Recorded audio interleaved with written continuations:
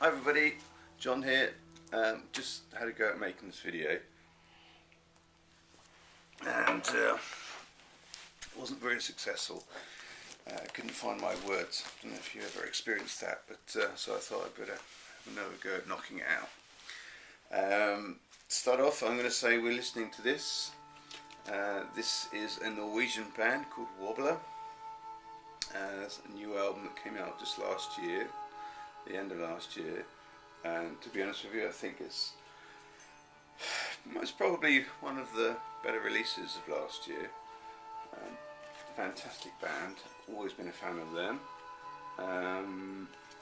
For those out there that know their Scandinavian prog, you're bound to be familiar with Wobbler. For those that aren't, you may have heard of the Swedish band called Änglagård. I once met with Änglagård once, and speaking to the guitarist, there's a guy called Tord. He said to me once, when he'd first heard Änglagård, he said, when I first heard them, I thought to myself, I don't remember making that. What he was meaning was they sound a bit like Änglagård. It's like he was suggesting that maybe perhaps they sound a little bit too close to Änglagård. I don't think they do, but they obviously were inspired by Änglagård, I think. Great band. These are one of those bands that use, you know, the old techniques, old instruments. They use like original.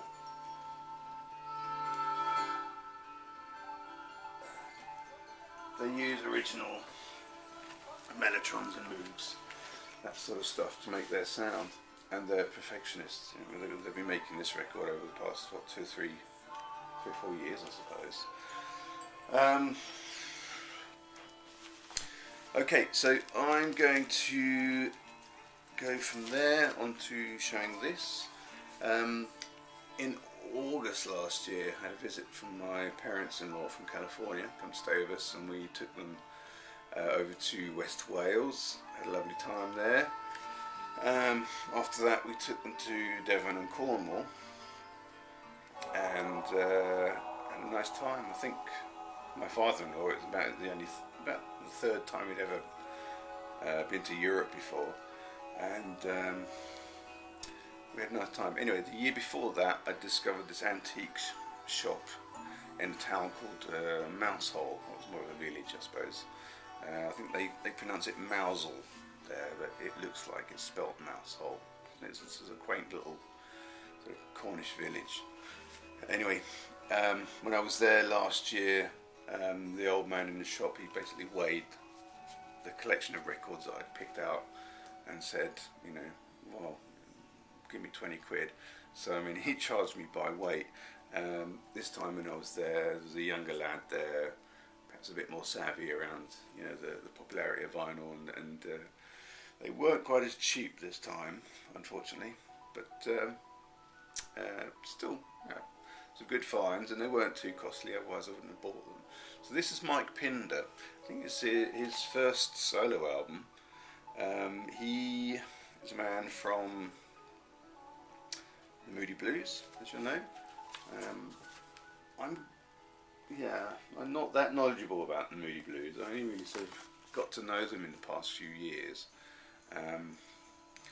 Surprisingly, this album isn't labelled anywhere as being progressive rock or anything like that. It's sort of listed as being just regular, you know, classic rock.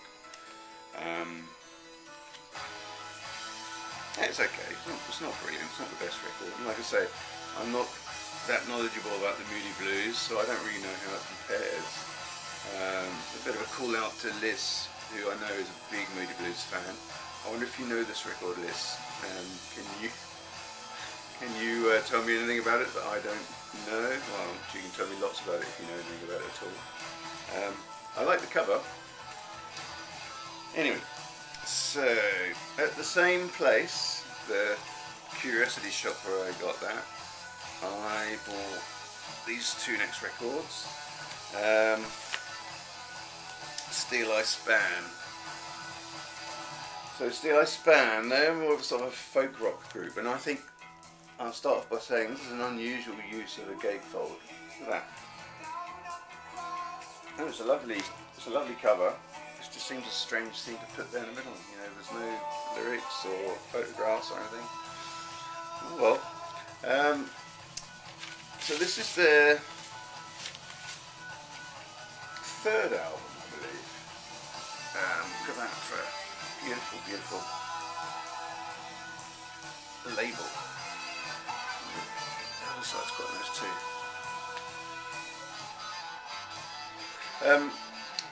Steeleye Span, they are sort of a break-off group, almost, from Fairport Convention. And the bass player from Fairport Convention, when he left at some stage, he left to form this band. And yeah, basically what they do is they make traditional folk music, like English medieval folk music, a lot of it, and you know, make it a bit more contemporary, I suppose. Yeah, it's quite interesting.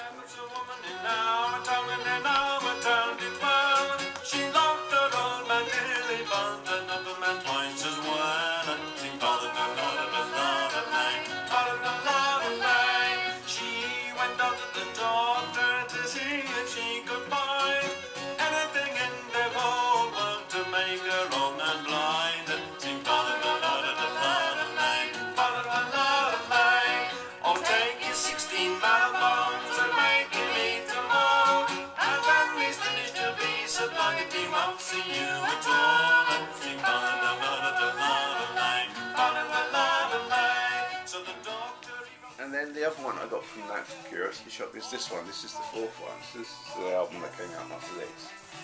It's called Below the Salt.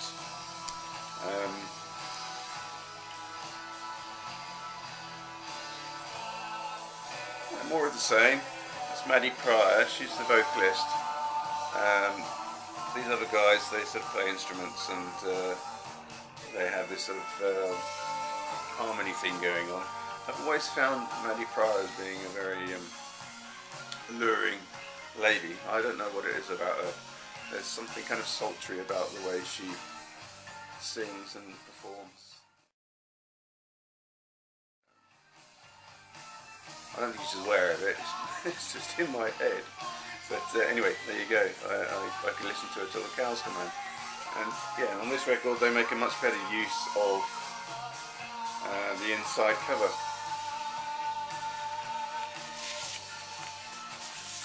Yeah, this one's just on Chrysalis. So next I'm going to show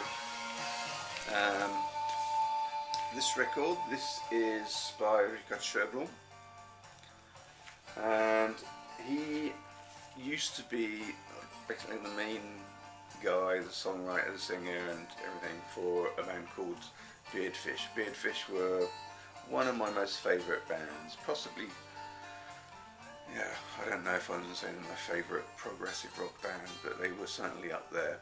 And a couple of years ago they decided to call it a day. I mean, they made about 7 or 8 albums, were very, very, very good, but they come to the conclusion that they weren't young lads anymore that they used to be.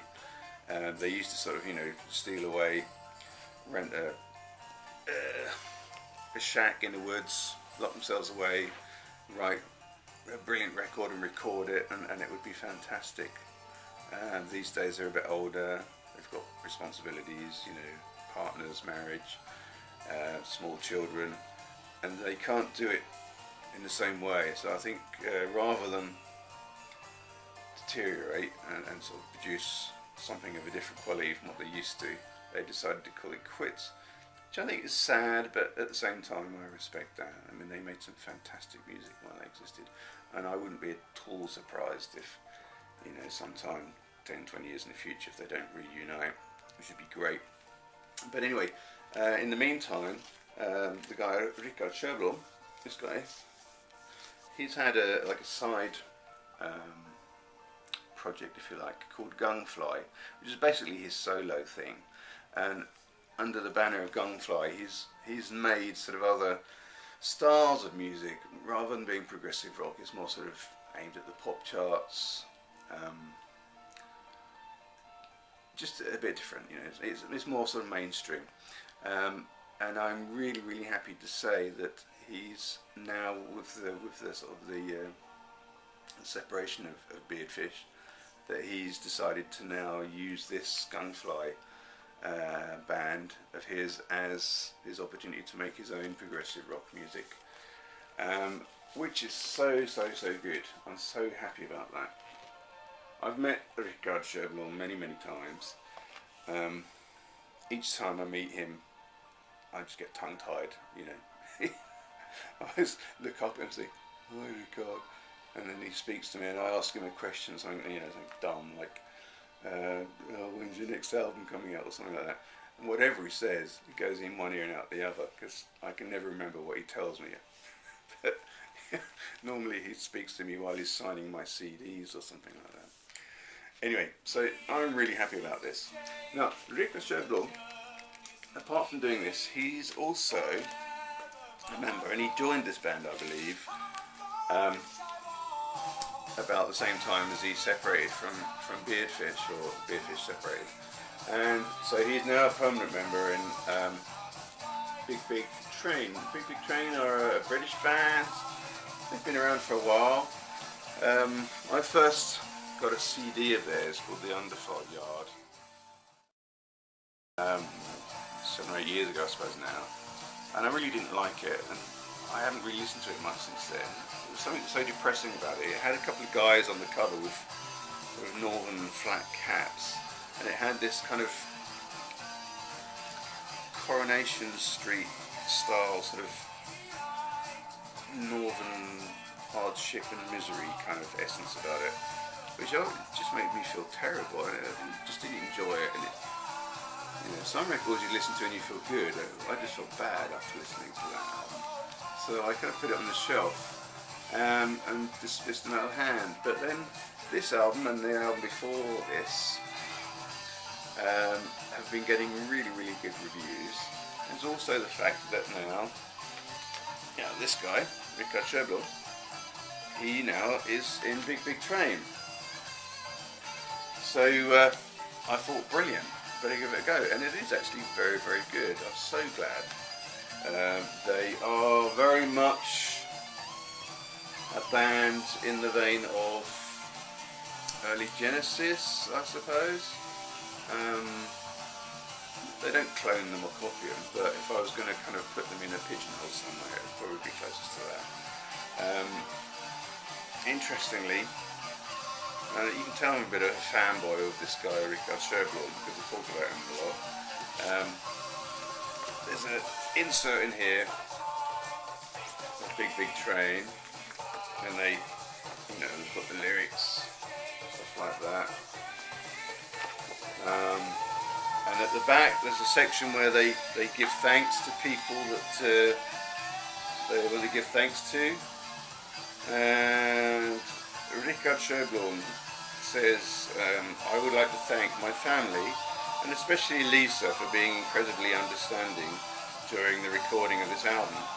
We somehow made the puzzle of life work once more, or maybe you did. And then he says, the next sentence says, never 2 albums again at the same time, I promise. Big hugs from Big Train family. This might be the best one yet. So basically he says to his partner, you know, he'll never make 2 progressive rock records at the same time. So I looked into it, and yeah, he basically made this at the same time as doing this. Imagine being in a young family, you know, got a wife or a girlfriend or whatever, and they've got a couple of young kids, and your husband's not around because he's out making complex progressive rock music. You know, must be a very patient lady. Anyway, so that's that. The last album I'm going to show is this by Pendragon. I picked this up earlier, halfway through the year. This is a band that were sort of contemporary with Marillion and IQ and bands like that. Very much a neo-progressive rock band, or a neo-prog. The album's called Duel. It's their first album. I actually had this on cassette many years ago, and I got to know it, and you know, I used to listen to it on my Walkman and stuff. And funnily enough, when I found this, I picked it up and grabbed it. I thought, oh, I know that record, I'll get that. And I'd kind of forgotten the album. It doesn't happen to me very often. Normally, you know, it's a bit like riding a bike. Once you know a record, you can remember it again in 20 years' time when you hear it again. But this, no, I had to kind of relearn it, if you like, get to know the songs. It's so neo-progressive rock is sort of yeah, I've spoken about this before, where it's, you know, kind of in the 80s, the mid 80s, a sort of a new invention of the progressive rock style. One of the main things is that they used sort of modern keyboards like your Rolands and your Yamahas rather than Moogs and Wurlitzers and things like that. So yeah, not a bad thing.